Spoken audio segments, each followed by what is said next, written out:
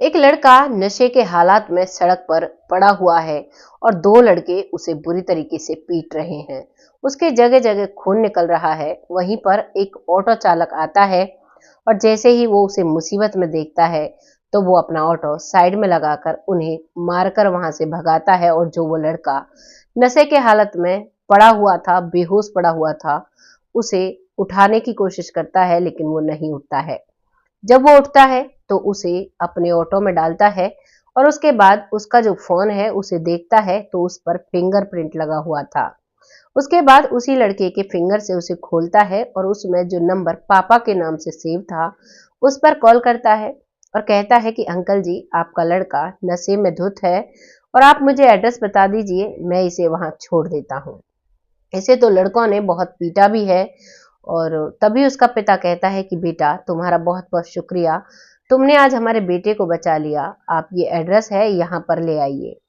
रात के समय में करीबन 1 डेढ़ बज जाता है और वो ऑटो चालक उस लड़के को लेकर उस घर पर जाता है। वहां जाने के बाद उस लड़के को जैसे ही उस ऑटो से निकालता है तभी उसका पिता अंदर से आता है और उस पिता को देखकर ऑटो चालक के मन में बहुत सारे सवाल आ जाते हैं। ऑटो चालक बेटे को उन्हें देता है और कहता है कि निरंजन अंकल, मैं चोर नहीं था। जैसे ही वो ये शब्द कहता है तो जो वो मालिक था, वो जो लड़के का पिता था, वो एक बहुत ही करोड़पति व्यक्ति था जिसके बहुत सारे होटल्स चंडीगढ़ में चल रहे थे। और वो इस शब्द को सुनकर अब असमंजस में पड़ जाता है। आइए जानते हैं क्या बात थी। एक लड़का, एक अनजान ऑटो चालक क्यों एक करोड़पति से कहता है कि मैं चोर नहीं था और ना ही मैं चोर हूं। नमस्कार, मैं महक चौधरी आज आपके सामने चंडीगढ़ के एक रहवास इलाके की सच्ची कहानी लेकर आई हूं। इस कहानी में आपको इसको पूरा जानने के लिए करीबन 12 साल पहले चलना होगा। आज से 12 साल पहले एक होटल था, बहुत ही नॉर्मल होटल था, जिस पर एक बुजुर्ग व्यक्ति का बर्तन धोया करता था और होटल मालिक उसे चलाया करता था। ऐसे ही सिलसिला चल रहा था, लेकिन एक दिन उस बुजुर्ग व्यक्ति की तबीयत इतनी खराब होती है कि उसकी जगह पर उसका बेटा वहां पर आता है, जो करीबन 10-11 साल का था। और वो अब आकर अपने पिता का काम करने लगता है। लगातार 1-2 महीने वो उस काम को करता है। पिता की बीमारी जो कि लंबी चल रही थी, अब वो बेटा ही वहां पर काम करता है। लेकिन एक दिन कुछ ऐसा होता है कि उस बेटे को वहां से चोर चोर कहकर निकाल दिया जाता है। अब उसके बाद वो लड़का, जिसका किसी भी काम में मन नहीं लगता है, क्योंकि जब जहां काम करता था वहां से चोर कहकर निकाला गया, तो स्कूल में भी ये बात फैल जाती है और उनके पड़ोस में भी ये बात फैल जाती है और सभी उसे चोर चोर कहने लगते हैं। तभी वो बुजुर्ग व्यक्ति अपने बेटे को और अपनी पत्नी को लेकर वहां से चला जाता है और एक दूसरी जगह पर अपनी नई दुनिया बसाता है। वहीं पर वो बेटा अब धीरे धीरे बड़ा हो रहा था। इस प्रोसेस में 3 से 4 साल लग जाते हैं, लेकिन अब वो एक ऑटो चलाने लगता है। जब वो एक ऑटो चलाता है तो उसका पिता घर पर रहता है, थोड़ा बहुत हल्का फुल्का काम कर लेता है क्योंकि वो बुजुर्ग हो गया था और वैसे भी वो बीमार था, तो बीमारी की वजह से वो कमजोर हो गया था। घर में 2 जवान बहनें थी, उनकी अच्छी शादी कराने के लिए अब वो जी तोड़ मेहनत करता है। 7 साल तक वो ऑटो चलाता है और अपने घर का भरण पोषण करता है और बस दिन रात मेहनत करता है। रात के भी काफी देर तक वो ऑटो चलाता रहता, जिससे कोई सवारी मिल जाए और मेरे पैसे बन जाए और मेरे घर का खर्च अच्छे से चल सके। अब उस रात वो लड़का जब उसे पिटता हुआ मिलता है तो उसे वो ऑटो में ले जाकर उसके पिता के पास छोड़ता है। और जब उस पिता से ये बात कहता है तो वो पिता बहुत परेशान था।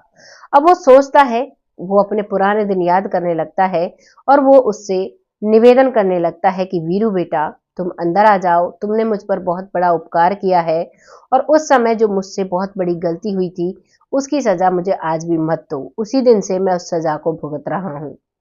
वीरू कहता है कि आपने तो एक बार एक शब्द कहकर मेरे साथ ये किया, लेकिन मैं आज तक भी भुगत रहा हूँ। ये आपका बेटा था, मुझे मिल गया, मैं ले आया।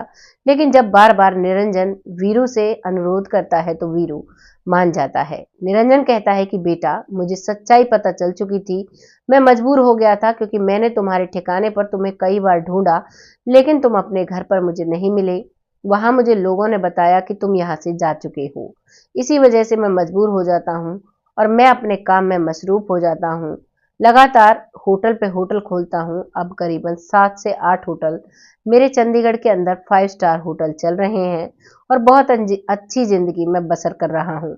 लेकिन मेरे अंदर जो गिल्ट है, जो मैंने गलती की थी, उसका मुझे आज भी एहसास है। मुझे तुमसे माफी मांगनी है। वीरू कहता है कि अंकल जी, हमने तो आपको उसी समय माफ कर दिया था और हम अपने जीवन को जी रहे हैं जैसे परमात्मा ने लिखा हुआ है हमारे लिए, वो हम जी रहे हैं और हम आगे चल रहे हैं।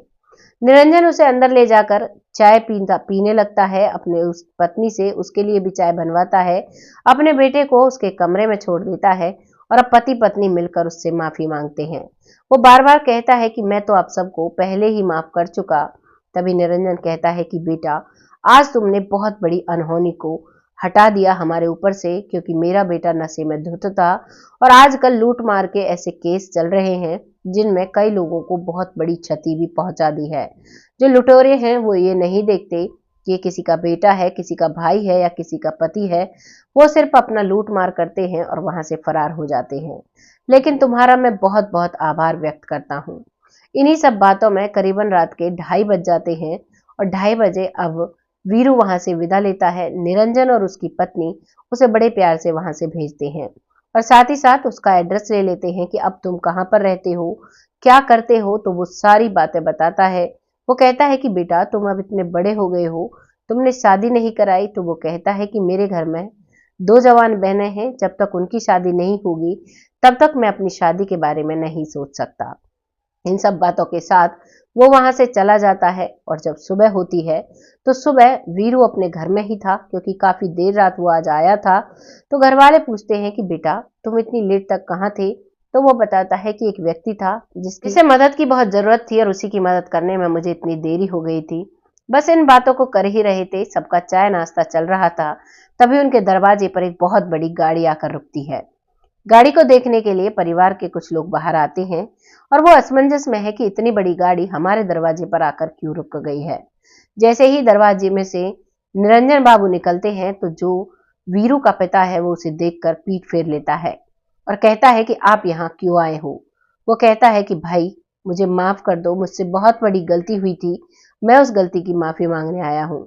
लेकिन वीरू का पिता कह देता है कि माफ तो हमने आपको पहले ही कर दिया, लेकिन आपने ही कहा था कि आज के बाद मुझे अपनी शक्ल मत दिखाना।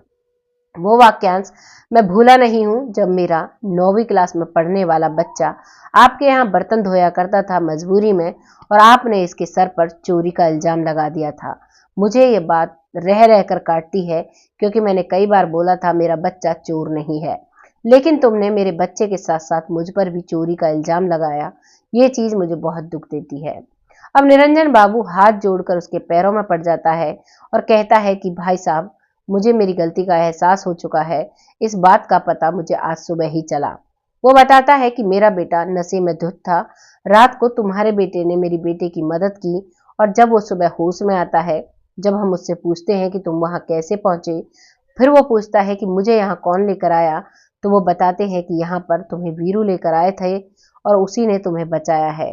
तो उनका बेटा, जिसका नाम अजय होता है, वो जोर जोर से रोने लगता है और कहता है कि मुझे माफ कर दो बाबूजी, जो उस दिन आपने उस पर चोरी का इल्जाम लगाया था 3,000 रुपए का, वो 3,000 रुपए मैंने निकाले थे।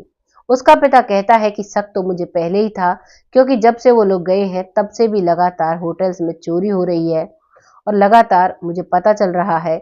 लेकिन उस दिन का मुझे पक्का नहीं पता था कि तुमने लिए थे या उसने, लेकिन तुमने आज मुझे सच बता दिया है। वो रोने लगता है और कहता है कि बाबूजी, इसी गिल्ट में मैंने नशा करना शुरू किया था। मुझे अंदर ही अंदर ये बात खाई जाती थी कि मेरी वजह से एक बच्चे पर चोर का इल्जाम लगा है। इस बात को मैं कैसे भगवान के सामने कहूँ। मैं इसका बहुत पश्चाताप करता था, लेकिन मैं क्या कर सकता था। मुझे कहीं भी वीरू और वीरू का परिवार नहीं मिलता है। मैं नशे में भी उनको ही ढूंढता रहता हूँ। पिता को सारी बात समझ आ चुकी थी। अब ये सारी बातें वो वीरू के पिता को बताता है। वीरू का पिता भी इन सभी बातों को समझ जाता है और अब उसे माफ कर देता है और अंदर की तरफ लेकर जाता है। अंदर वो सभी बैठते हैं। यहाँ पर निरंजन की पत्नी भी होती है और वीरू की माँ भी होती है और सारा परिवार है वो सभी को बड़े गौर से देखता है और सभी के बारे में बात करता है कि ये गुड़िया तो काफी बड़ी हो गई है। वही थी ना जो कभी कभार तुम्हारे साथ खेलने के लिए आ जाया करती थी। उसका पिता कहता है, हाँ भाई साहब, ये वही थी।